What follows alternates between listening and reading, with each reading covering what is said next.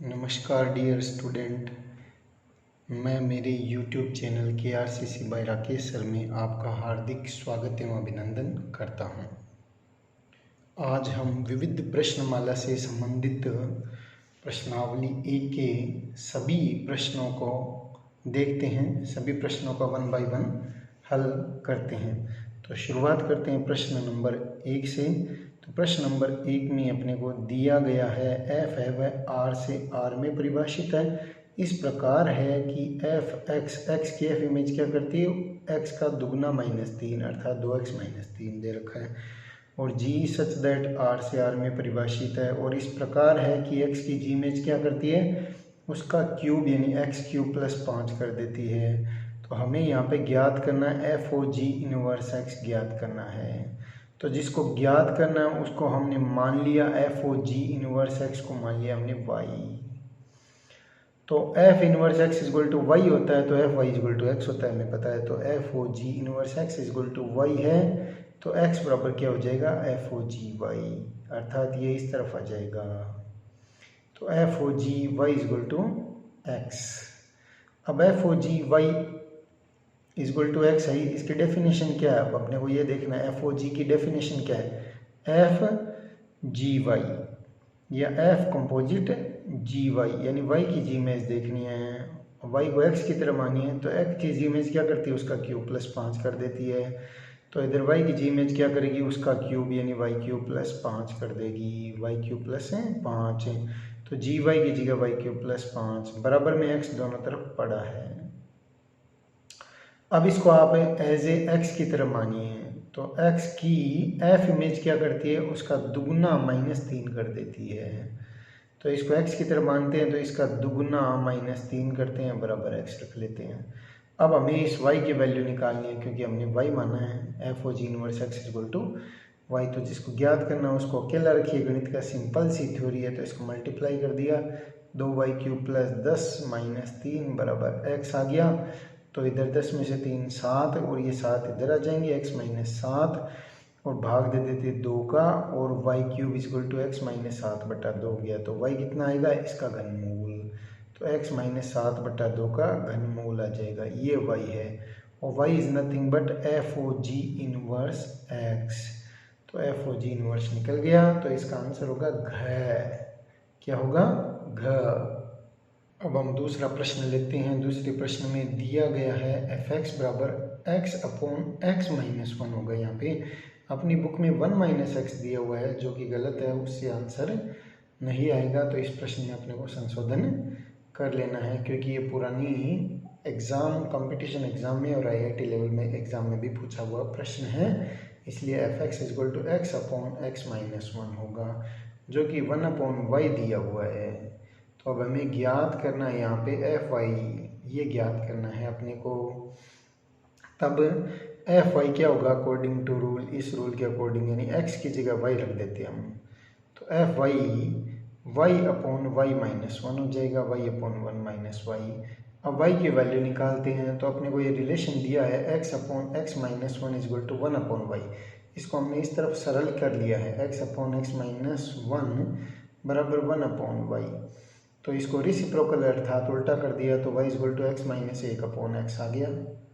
अब ये y की वैल्यूज़ यहाँ पे दोनों तरफ पुट कर दी, ऊपर और नीचे दोनों जगह जहाँ जहाँ पे y है उसको रख दिया। अब इसको हम सरल कर लेते हैं, एलसीएम लेते हैं तो x से x तो कैंसिल आउट हो जाएगा। तो यहाँ पे सरल करते हैं तो ये x - 1 आ गया ऊपर का और इधर x - 1 और ये -x आ गया। तो x से x कट गया तो इधर क्या बचा, नीचे भी x से x कट रहा है तो ये -1, इसके चिन्ह को बदल देगा तो 1 - x। तो इसका आंसर भी घ दे रखा है। तो घ के अकॉर्डिंग ये इस क्वेश्चन में अपने को संशोधन करना होगा। बड़ा ही इम्पोर्टेंट और अच्छा क्वेश्चन है। अब हम बच्चों फटाफट लेते हैं तीसरा क्वेश्चन। तो तीसरे क्वेश्चन में क्या दिया गया है, x की f इमेज क्या दे रखी है, x - 3/x+1। x में से 3 घटा देना है बटे x+1 है।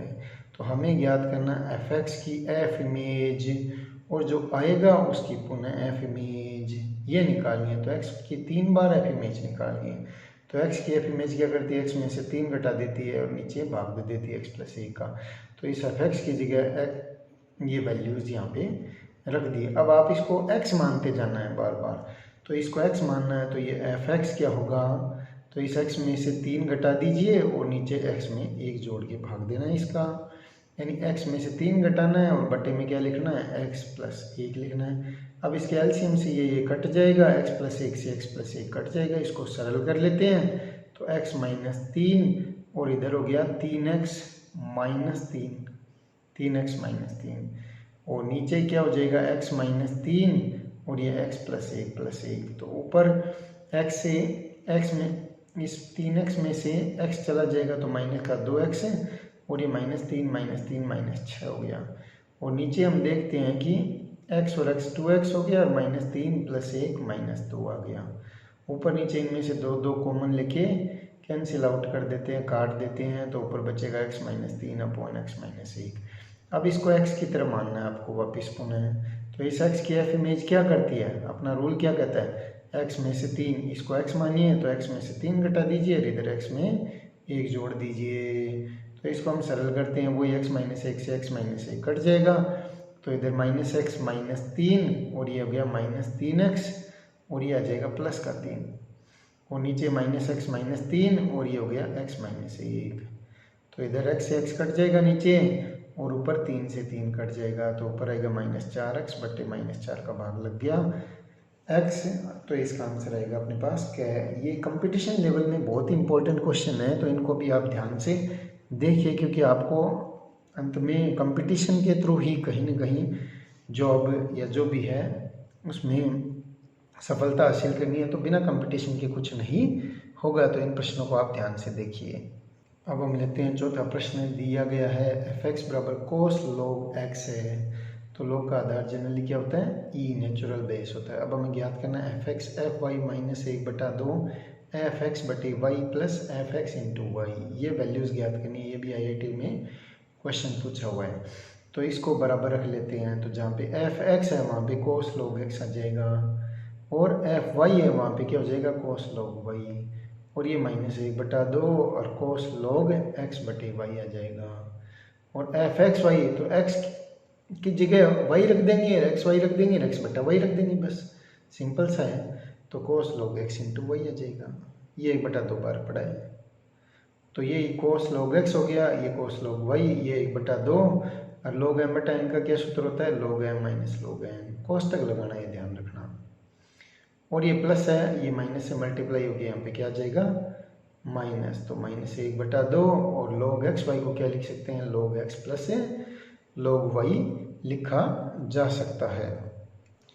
अब ये अपना एडजेटिव पड़ा है cos log x cos log y, और इधर 1/2 और कोष्टक में क्या था, cos log x - y था, तो log x - y का सूत्र क्या होता है, cos a cos b, तो cos log x cos log y, और प्लस साइन ए साइन बी होता है, लेकिन उसके बाद माइनस होने के कारण ये माइनस हो जाएगा, तो 1/2 से गुणा भी हो जाएगा, तो sin log x sin log y आ जाएगा। और इधर क्या था अपने पास, log x plus log y, और cos है तो cos a cos b, और इसमें माइनस आता है लेकिन बार माइनस होने के कारण ये प्लस हो जाएगा, तो यहाँ पे भी 1/2 cos log x cos log y और 1/2 sin log x sin log y, तो ये इससे कैंसिल आउट हो गया, ये इससे कैंसिल आउट हो गया, और ये आधा आधा हाफ और हाफ क्या हो गया 1 हो गया, और ये 1 इससे कैंसिल आउट हो जाएगा, तो ये दोनों मिलके इससे, तो अपने को क्या मिलेगा 0, तो आंसर इसका क्या आएगा 0। बड़ा इंपॉर्टेंट क्वेश्चन है, थोड़ा ध्यान से देखिएगा, पुनः देखिए इसको। अब हम पांचवें प्रश्न की तरफ चलते हैं। तो पांचवें प्रश्न में दिया गया है f RCR में परिभाषित है, किस प्रकार की f(x) = 2x + 1, x का दुगना प्लस 1 हो जाता है, और g भी RCR में परिभाषित है, किस प्रकार से that gx = x³ है। अपने को ज्ञात करना है GF इनवर्स 27 ज्ञात करना है। तो ये पहले प्रश्न की तरह जो GF इनवर्स 27 ज्ञात करना है, तो GF इनवर्स 27 को y मान लेते हैं, यानी 27 को GF इनवर्स 27 को हम y मान लेते हैं, तो ये इधर जाएगा, तो GFy = 27 हो गया। अब हमारा ये रूल क्या कहता है, GFy क्या होगा, GFy y की f इमेज क्या करता है, इसका दुगना प्लस 1 कर देता है, तो इसका दुगना प्लस 1 हो गया। अब इसको आप x की तरह मानिए, तो इस x की जी इमेज क्या करती है, x की जी इमेज उसका क्यूब कर देती है, बराबर 27 चल रही है तो इसका क्यूब कर देते हैं। तो अब हमें y को ज्ञात करना है, क्योंकि जिसको हमने माना है उसको हमें ज्ञात करना है, और गणित का सरल सा सिद्धांत है, जिसको ज्ञात करना है उसको अकेला रखते हैं। तो इसका घनमूल ले लेते हैं। तो 27 का घनमूल हो गया 3।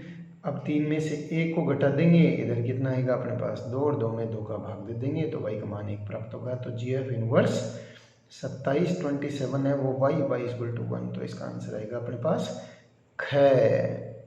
अब हम समय को बर्बाद न करते हुए क्वेश्चन 6 की तरफ चलते हैं। क्वेश्चन 6 में दिया गया f r से r में परिभाषित है इस प्रकार है कि एफ एक्स है वो 2x प्लस 3 है, और जी भी आर से आर में परिभाषित है such that G x equal to X square plus 1 है। तो हमें ज्ञात करना है G F two. G F two क्या होगा, जी एफ टू क्या होगा, जी कंपोजिट एफ, ये 2 हो जाएगा। तो जी एफ टू यानी 2 की एफ इमेज क्या करती है, उसका दुगना प्लस 3 कर देती है। तो 2 का दुगना प्लस 3 कितना आएगा 7। अब 7 की जी इमेज जिसको एक्स मानना है, एक्स की तरह है, तो x की जी इमेज क्या करती है, उसका वर्ग प्लस 1। तो 7 की जी इमेज क्या करेगी, उसका वर्ग प्लस 1। तो 49 प्लस 1 इक्वल टू कितना हो जाएगा 50। तो ये आपका छठा प्रश्न हो गया। अब लेते हैं 7वां प्रश्न। 7वें में दिया गया है a स्टार b बराबर ए बी बाई 2 है। For all A B belongs to Q not. Q not it means non zero rational number, शून्यतर परिमेय संख्याएं, परिमेय संख्याओं के समुच्चय में से शून्य को बाहर निकाल दिया गया है। तब हमें ज्ञात करना है तत्समक। तत्समक है तो जिसको ज्ञात करना है उसको ई मान लेते हैं। तो तत्समक का मतलब पुनः वही आ जाए, identity it means left as well as right. तो A star E equal to A आ जाए, ई स्टार ए बराबर बी, ए ही आ जाए। तो जो अंडरलाइन करी उतने डेफिनेशन ले लेते हैं। तो ई बी की जगह है ना, तो ये ए ई बाई 2 हो गया बराबर 2। तो ई का मान कितना आ गया, सरल कर लेते हैं, इसे कट जाएगा, ई का मान आ गया 2, 2 शून्यतर परिमेय संख्या है। वैसे भी आप सोचिए तत्सम का मतलब पुनः वही आ जाए। तो अब आप b की जगह क्या रखें, सीधा ही इसको निकाल सकते कंपटीशन में। b की जगह क्या रखें कि पुनः a आ जाए, तो b की जगह हम 2 रखेंगे कि पुनः a आ जाए। तो यहाँ पे आंसर ई तत्सम कितना होगा 2 होगा, जो कि शून्यतर परिमेय संख्या होगी। अब हम चलते हैं 8वें प्रश्न की तरफ। 8वें प्रश्न में ए स्टार बी बराबर दे रखा है 1 plus A B for all A B belongs to R real number है। तब अपने को बताना है क्या स्टार साहचर्य और क्रम विनिमय का पालन करती है क्या। तो देखते हैं A star B is equal to 1 plus A B. तो A B can be written as B A, क्योंकि रियल नंबर में A B is equal to B A होता है, वास्तविक संख्या क्रम विनिमय नियम का पालन करती है। और 1 plus B A can be written as B star A. तो A star B B star A के बराबर हो गया। इसका मतलब स्टार जो इस प्रकार परिभाषित है वो क्रम विनिमय है, अर्थात कम्यूटेटिव प्रॉपर्टी को होल्ड करती है। अब साहचर्यता को देखना है, तो साहचर्यता क्या होती है, A star B star C is equal to, लाना क्या अपने को A star B star C लाना है, लिबर्टी ऑफ पैरेंथेसिस। तो A star B star C को लेके चलते हैं। तो इसका मतलब क्या होता है, ए स्टार बी का मतलब इन दोनों के गुणा में एक जोड़ देते हैं, तो 1 प्लस ए बी स्टार सी हो गया। तो इसको आप ए की तरह ज्यूम कीजिए, इसको बी की तरह। तो इन दोनों के गुणा में अपने को क्या जोड़ देते हैं, एक जोड़ देते हैं, 1 plus C into A plus B. तो इसको सरल करते हैं, तो 1 plus C plus A B C, ये समीकरण एक नाम हमने दे दिया। अब पुनः अगला पार्ट लेते हैं, तो ए स्टार बी स्टार सी लेते हैं। तो बी स्टार सी में क्या हो, बी स्टार सी से तात्पर्य क्या हो गया 1 प्लस बी सी, और यहाँ पे ए स्टार है ही। तो ये ए स्टार इसको आप बी की तरह ज्यूम कीजिए, तो इन दोनों के गुणा में एक जोड़ देते हैं, तो 1 plus A 1 plus B C. तो ये सरल कर लिया, तो 1 plus A plus A B C. तो 1 और 2 से हम देखते हैं कि ये दोनों समीकरण तो बराबर नहीं है, इसलिए A star B star C is not equal to A star B star C. तो उपयुक्त से पता चलता है कि ये स्टार क्रम विनिमय परंतु सहचारी नहीं है। तो इसका आंसर सही होगा क, star is commutative but not associative. तो ये क आंसर इसका होगा। अब हम 9वां प्रश्न लेते हैं। तो ये पूछा है 9वें में हमें जेड यानी पूर्णांकों के समुच्चय में। पूर्णांक क्या होते हैं, dot dot dot -3 -2 -1 0 1 2 3 dot dot dot, जिसमें नेगेटिव इंटीजर्स पॉजिटिव इंटीजर्स और जीरो इंक्लूड होता है। हमें पता है 0 is neither positive nor negative, it is only integer. 0 सिर्फ पूर्णांक है, जबकि धन और ऋण पूर्णांक नहीं है। जेड में व्यवकलन न तो क्रम विनिमय न सहचारी है। तो हमें ये बताना है जेड में व्यवकलन क्या है, क्रम विनिमय और सहचारी है। तो दो संख्याओं, दो पूर्णांकों का घटाव क्रम विनिमय होता है क्या, ये हमें देखना है, या सहचर्यता का पालन करता है क्या। तो न तो क्रम विनिमय होता है, क्यों नहीं होता, क्योंकि a माइनस ए में से b को घटाएं तो b में से a को घटाएं उसके बराबर आता है क्या, नहीं आता। जैसे 2 में से 3 को घटाओ तो -1 आता है, 3 में से 2 को घटाओ तो 1 आता है, ये दोनों बराबर नहीं होंगे। इसलिए जेड में व्यवकलन न तो क्रम विनिमय है, अर्थात ये उदाहरण देके बता दिया, और न ही सहचारी है, अर्थात a में से b को घटाओ, जो आएगा उसमें से c को घटाओ, और जो कि इक्वल नहीं होता a में से b माइनस c को घटाएं, कोष्टक नियम। तो पहले इसको सरल करेंगे, जैसे 2 - 3 - 4 इज नॉट इक्वल टू 2 - 3 - 4। तो 2 - 3 इज इक्वल टू -1 -4 -5, और 2 - 3 - 4 is equal to -1 -1 is equal to plus. तो 5 इज नॉट इक्वल टू 3।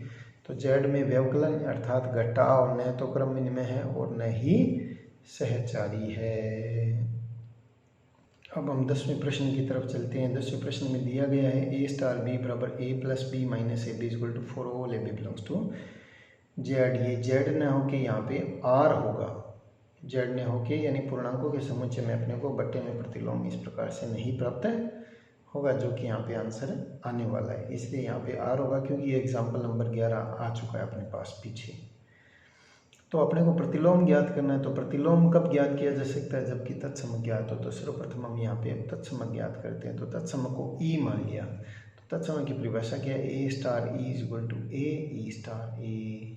तत्सम का मतलब पुनः वही अवयव प्राप्त हो जाए। जैसे 2 में क्या जोड़े कि 2 आ जाए, 3 में क्या जोड़े 4 में क्या जोड़े 5 में क्या जोड़े, या किसी संख्या में क्या जोड़े कि पुनः वही प्राप्त हो जाए, तो 0। तो जैसे a पर क्या ऑपरेट करें कि जैसे वो e मान लिया पहले, तत्समक वापिस a ही आ जाए, e स्टार a। तो इसको अंडरलाइन किए उतना ले लेते हैं। तो इसकी डेफिनेशन ये b की तरह काम कर रहा है, तो इन दोनों को जोड़ दिया, इनमें से इनका गुणा घटा दिया, बराबर इधर a है ही। अब a से a कट जाएगा और इधर e कॉमन ले लेते हैं इन दोनों में से, तो 1 माइनस a। अब 1 minus A is not equal to, दो संख्या गुणा 0 कब होगा, जब 1 माइनस ए ये इनमें से कम एक 0 होगा, चूँकि 1 minus A is not equal to 0। 1 minus A is not equal to, चूँकि 1 minus A is not equal to 0, क्योंकि 1 माइनस ए 0 होगा तो ए बराबर 1 हो जाएगा। तो हमें यही थोड़ी कह रखा है कि ए बराबर हर बार 1 ही होगा। तो एक पर्टिकुलर कंडीशन होगी ना, इसलिए 1 minus A is not equal to 0। और 11वें एग्जाम्पल में तो A is not equal to 1 दिया हुआ भी था, तो यहाँ पे ये 0 नहीं होगा, तब e को 0 ना पड़ेगा। तो वैसे भी आप सोच लीजिए b की जगह क्या रखें इसमें, यहाँ पे देखिए b की जगह क्या रखें कि पुनः a आ जाए। तो ये 0 रखने पे पुनः a आता है। तो ये वेरीफाई करके देख लिया, a की जगह 0, a star 0 is equal to a plus 0 minus a into 0 is equal to a 0 star a। तो शून्य तत्समक हो गया। अब अपने प्रतिलोम अवयव की परिभाषा क्या है, तो माना a बिलोंग्स टू z के लिए i बिलोंग्स टू z प्रतिलोम है। तो प्रतिलोम की परिभाषा क्या है, a star i is equal to e, तत्समक आ जाए या a स्टार e। तो अंडरलाइन किए उतने डेफिनेशन ले लेते हैं। तो a plus I minus A I is equal to 0, a plus I minus A I is equal to 0, क्योंकि e का मान 0 पहले आ चुका है, वो यहाँ पे रख दिया है। तो अब इसको सरल करते हैं। तो i की वैल्यू निकालनी है, तो जिसको ज्ञात करना उसको अकेला रखते हैं, इसको a को इधर भेज दिया, यहाँ से i कॉमन ले लिया, तो 1 माइनस a, तो ये a माइनस 1 हो जाएगा, a अपॉन a माइनस 1। अब a मान लीजिए जैसे 3 हो, तो ऊपर 3 नीचे कितना आ जाएगा 2, तो 3/2 क्या पूर्णांक होगा क्या, इसलिए z इस प्रश्न में नहीं हो सकता। तो यहाँ पे r होगा, इसका आंसर आएगा क।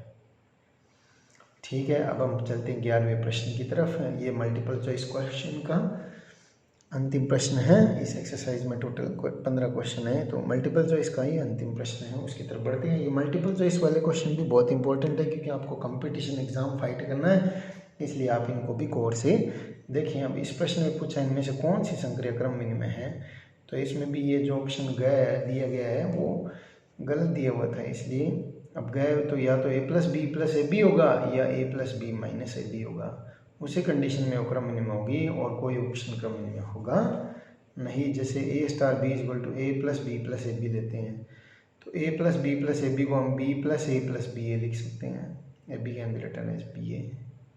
तो ये b स्टार ए, तो इस कंडीशन में क्रम मिनिमम है।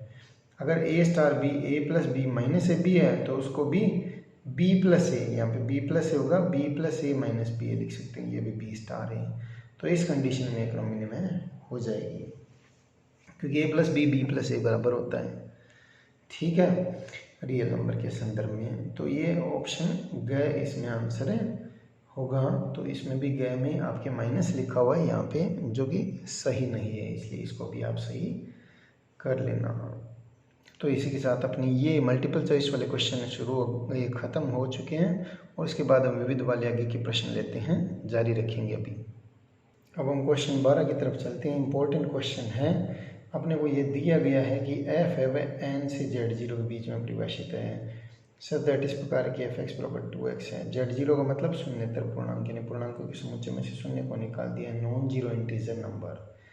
और g है वो Z0 से q के बीच में है, सच दैट इस प्रकार है कि gx इक्वल टू 1/x।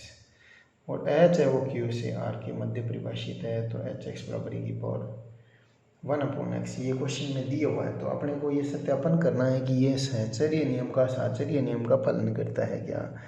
तो सत्यापन करना है साहचर्यता क्या होगी, HOGOF बराबर HOGOF। ये पहले GOF के कोष्टक लगा लेते हैं, इधर HOG के कोष्टक लगा लेते हैं। तो इसका वेरिफिकेशन करके देखना है कि ये बराबर है क्या, लिबर्टी ऑफ पैरेंथेसिस कोष्टक लगानी होने अनिवार्यता को समाप्त कर दें इन फलनों में, तो क्या ये बराबर आता है क्या। तो ध्यान से देखें, पहले F डिफाइन है तो इस दर से चलते हैं, पहले F फिर G फिर H। तो FOGOH मत लिख देना आप इसको गलती से, क्योंकि HOGOF होगी। पहले F दे रखा है फिर G फिर H। जैसे यहाँ से यहाँ पे डिफाइन है, फिर यहाँ से यहाँ पे, फिर यहाँ से यहाँ पे, तो ऐसे चलते यहाँ से यहाँ पे एक फलन डिफाइन किया जा सकता है। तो पहले यहाँ पे F आया है तो F, फिर G आया है, फिर G फिर H, तो ये HOGOF लेते हैं हम। तो इसका सत्यापन करते हैं हम, HOGOF इसके बराबर है क्या। तो इसकी लेफ्ट हैंड साइड लेते हैं। लेफ्ट हैंड साइड क्या है, HOGOF है। तो GF ले लेते हैं इसमें से, ये जो कोष्टक वाला है। तो GF क्या होगा, F का परिसर। तो F का परिसर क्या होगा, Z0। G के प्रांत का उपसमुच्चय होना चाहिए, तो F का परिसर G के प्रांत का उपसमुच्चय है, ये इसका सबसेट है। तो N से Q में परिभाषित होगा। तो GF है वो N से Q में डिफाइन होगा, सच दैट GFX बराबर क्या आएगा, GFX। तो FX की G इमेज, तो FX की G इमेज है, तो X की F इमेज क्या करती है, उसका दुगना कर देती है। और इसको X मानिए तो इस X की G इमेज क्या कर देती है, 1/x। तो 1/2x हो गया, क्योंकि GX हमारा 1/x है और FX 2x है और HX की घात x है। तो ये GX क्या हो गया, 1/2x आ गया। अब हम निकालते हैं HOGOF। तो GOF का परिसर, GOF का परिसर, ये GOF का परिसर, F का प्रांत, GF का परिसर H के प्रांत का उपसमुच्चय होना चाहिए। तो H का प्रांत भी यही है, तो ये N से R के बीच में डिफाइन हो जाएगा। तो HOGOF बराबर N से ये, such that N to R, such that क्या होगा, HOGOFX। ये क्या होगा, F की तरह मानिए ये O और ये G की तरह मानिए, तो HFGX। तो GFX की X इमेज क्या करती है, ये हम निकाल चुके हैं यहाँ पे सीधा डायरेक्ट। तो 1/2x लिख देते हैं इसकी जगह, 1/2x। अब इसको पूरे को X की तरह मानिए, तो X की H इमेज क्या करती है, तो उसकी e की पावर x पे यानी e की पावर x कर देती है। तो इसको x की तरह मानने तो e की पावर 1/2x। तो ये हमारा आ गया HOGOF such that N to R, such that HOGOFX बराबर e की पावर 1/2x। ये समीकरण नंबर 1 आ गई।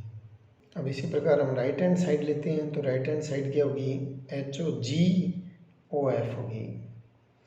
तो HOG क्या होगा, G का परिसर H के प्रांत का उपसमुच्चय होना चाहिए। तो G का परिसर अपने पास क्या आएगा, Q, H का प्रांत होगा Q। तो ये HOG क्या हो जाएगा, Z0 से R के मध्य डिफाइन होगा।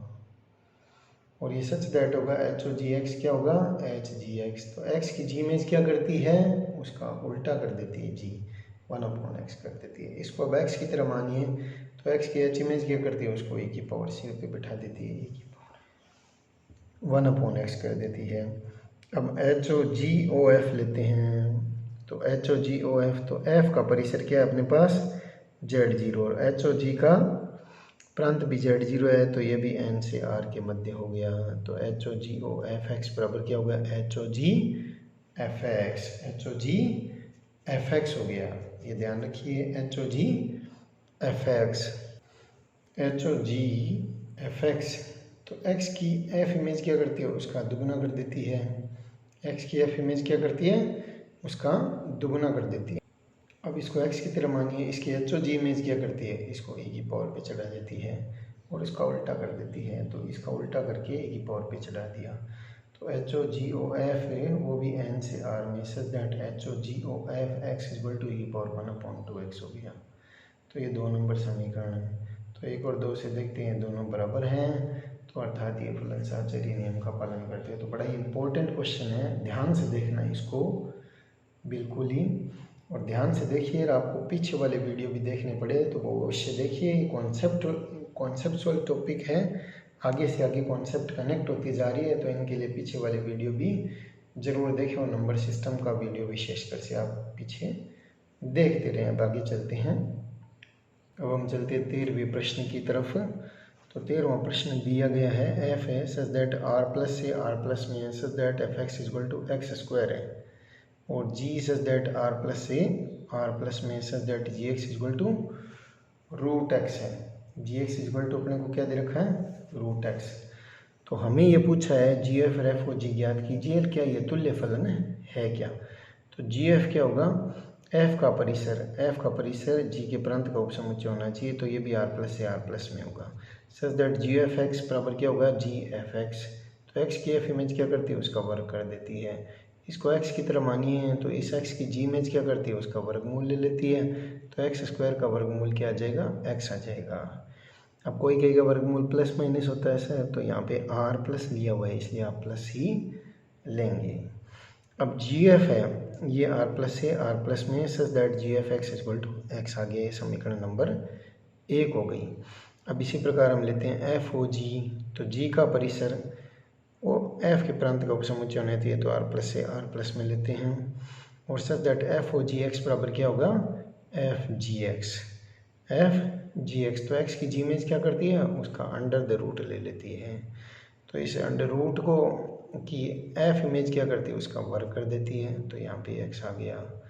तो ये दोनों ही फलन क्या है हमें दिख रहे हैं, दोनों ही इक्वल है एक तरह से। तो ये एफ ओ जी एक्स बराबर भी क्या गया रूट एक्स का स्क्वायर इक्वल टू एक्स प्राप्त हुआ। तो अतः एफ ओ जी भी आर प्लस से आर प्लस में such that f o g x equal to x है। तो ये 1 और 2 से स्पष्ट है कि दोनों ही बराबर होने के कारण तुल्य फलन है। अब अपने को 14 नंबर प्रश्न देखना है कि दिया गया है कि एफ सच दैट आर से आर में such that F x equal to cos x plus 2, ये जो फलन है वो आर से आर में रियल टू रियल दे रखा है, such that F x equal to cos x plus 2। जांच करना है प्रतिलोमी है या नहीं। प्रतिलोमी मतलब उसका इन्वर्स प्रतिलोम फलन डिफाइन है क्या। तो हमें पता है कि एक फलन जो दिया गया उसका प्रतिलोम फलन कब परिभाषित होगा, जबकि ये फलन एक ही आच्छादक हो। एक फलन का प्रतिलोम फलन कब परिभाषित होगा जबकि ये एक ही आच्छादक होगा। तो हमें देखना है पहले ये एक ही आच्छादक है क्या, तो इसके बारे में हम चर्चा करते हैं। तो जनरली हम जानते हैं ट्रिग्नोमेट्रिक फंक्शन जितने भी हैं sine cos tan cot sec cosec जो कि आर से आर में डिफाइन है, कभी भी एक ही आच्छादक नहीं होते, दोनों इज नॉट 1/2। एक ही और आच्छादक दोनों ही साथ में नहीं होते, उनकी विस्तृत चर्चा हम दूसरे अध्याय में करेंगे। तो यहाँ पे इस प्रश्न को देखते हैं कि अपने को एफ है वो आर से आर में दिया गया है, सच दैट एफ एक्स बराबर एक्स कोस एक्स प्लस 2। अब एफ है वह आर से आर में है, such that F x cos x plus 2 है। प्रतिलोमी है या नहीं की जांच करने के लिए हम यह देखेंगे कि एफ एक ही आच्छादक है या नहीं।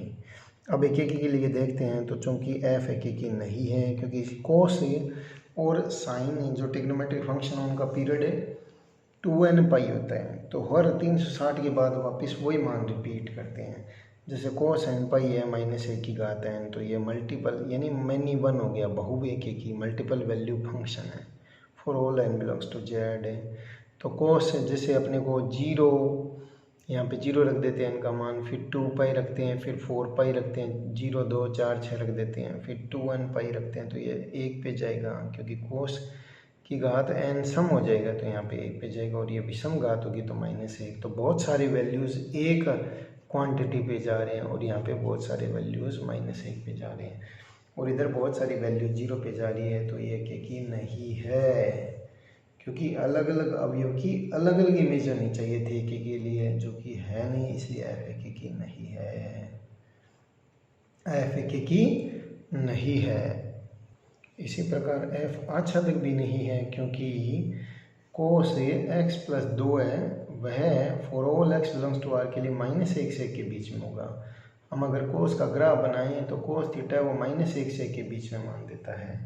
cos 180 -1 होता है, और cos 0 का मान अपने पास कितना आता है, 1 आता है। तो ऐसे बहुत सारे वैल्यूज़ हैं, cos में आप थीटा के मान दोगे तो वो -1 से 1 के बीच में आएगी। तो अधिकतम मान 1 है और न्यूनतम -1 है।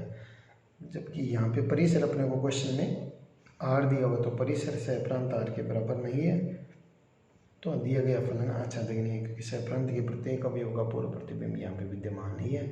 तो फलन f एकेकी आच्छादक नहीं है, तो इसका f इनवर्स अर्थात प्रतिलोम में डिफाइन नहीं किया जा सकता, विद्यमान नहीं है, परिभाषित और विद्यमान नहीं है। तो f inverse does not exist या नॉट एग्जिस्ट अर्थात विद्यमान नहीं है। अब हम चलते हैं 15वें प्रश्न की तरफ। दिया गया है a है वो 1 और -1 है, और उसमें जो एक रूल दे रखा है अपने को, f है वो a से a में परिभाषित है, इस प्रकार है कि fx है वो x² है, और gb वो a से a में परिभाषित है, इस प्रकार है कि gx बराबर sin πx/2 ये दे रखा है।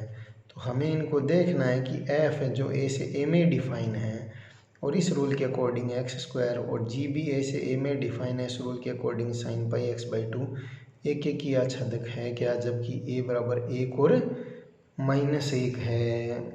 तो हम इसको चित्रात्मक निरूपण के द्वारा समझने का प्रयास करते हैं। a में एलिमेंट है 1 और -1 प्रांत में, और सहप्रांत में भी 1 और -1 है, लेकिन यहाँ से यहाँ पे रूल f क्या करता है, वर्ग कर देता है उस अवयव का। तो 1 का वर्ग भी 1 होता है और -1 का वर्ग भी 1 होता है, तो ये दोनों इस 1 पे जा रहे हैं। तो ये बहुएकेकी है, और यहाँ पे सहप्रांत में एक अवयव खाली रह गया जिसका पूर्व प्रतिबिंब विद्यमान नहीं है, इसलिए यहाँ पे f इनवर्स डिफाइन नहीं किया जा सकता। तो f मैनी 1 इन 2 है, मैनी 1 यानी एकेकी नहीं है, बहुएकेकी अंतरक्षेपी है, आच्छादक नहीं है। तो बहुएकेकी अंतरक्षेपी होने के कारण एकेकी आच्छादक हुआ नहीं, तो f inverse not define and not exist. ठीक है। इसी प्रकार हम देखते हैं कि दूसरा दे रखा है अपने पास है g है, वह भी a से a के अंदर है, a से a के अंदर है, और इसमें अवयव है 1 और -1 दे रखा है।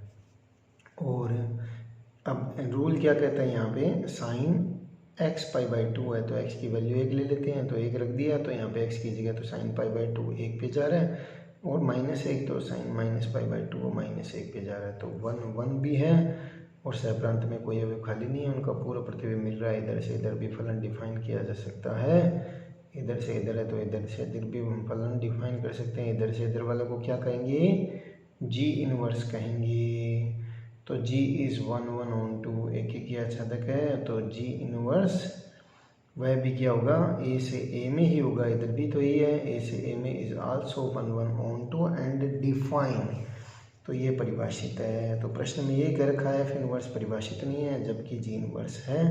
क्योंकि g इनवर्स क्यों है, क्योंकि ये एकेकी आच्छादक है, जबकि f बहुएकेकी अंतरक्षेपी होने के कारण परिभाषित नहीं हो सका f इनवर्स। तो अब हम चलते हैं अगले, अब इस विविध एक्सरसाइज के लास्ट 16वें प्रश्न की तरफ। डियर स्टूडेंट, मैं आपको यहाँ पे एक बात बता देना चाहता हूँ कि अगर हम 16 क्वेश्चन बोर्ड पे करते हैं तो हमें कम से कम 1 घंटे का समय यहाँ पे लग जाता, सभी को हम समझते हुए करते तो यहाँ पे आपके पास ये सॉल्व किए हुए हैं, इसलिए हमने इनको जल्दी से जल्दी करने का प्रयास किया है। तो इनको आप ध्यान से देखिए और पीछे के वीडियो को भी लाइक और शेयर ज़रूर कीजिए, उनको भी ध्यान से देखिए। अब हम लेते हैं 16वां प्रश्न।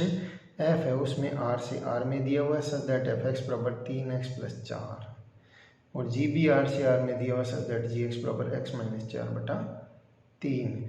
अब हमें GOF ज्ञात करना है यहाँ पे। तो GOF भी क्या होगा, f का परिसर g के प्रांत का उपसमुच्चय, तो ये भी r से r में होगा सच दैट GOF(x) = GFX। तो x की f इमेज क्या करती है, उसका 3 गुना +4 कर देती है। तो इसको अब x की तरह मानिए, तो इस x की g इमेज क्या करेगी, x की g इमेज क्या करती है, इस x में से 4 को घटा के 3 का भाग दे देती है। तो 4 से 4 कैंसिल हो गया, 3 का भाग ले गया तो x बच गया। अब अपने को यहाँ पे GOG1 निकालना है। तो GG1 तो x की तरह मानिए, तो x की g इमेज क्या करती है, उसमें से 4 घटा देती है, 1 में से 4 भाग दे देती है 3 का। तो यहाँ पे कितना आएगा अपने पास, -3/3 -1 आ गया। तो -1 की जी इमेज क्या आएगी, तो इधर -1 - 4/3 तो -5/3। तो इसका आंसर क्या आएगा, -5/3। इसी के साथ हमारा ये पहला चैप्टर कंप्लीट होता है। उम्मीद है आपको ये बहुत पसंद आया होगा। कमेंट बॉक्स में ज़रूर लिखिए, बताइए। हमारे चैनल को लाइक कीजिए, सब्सक्राइब कीजिए और बेल आइकन को ज़रूर दबा दीजिए ताकि आगे की नोटिफिकेशन आपको प्राप्त होते रहें। टिल देन, जय श्री राम।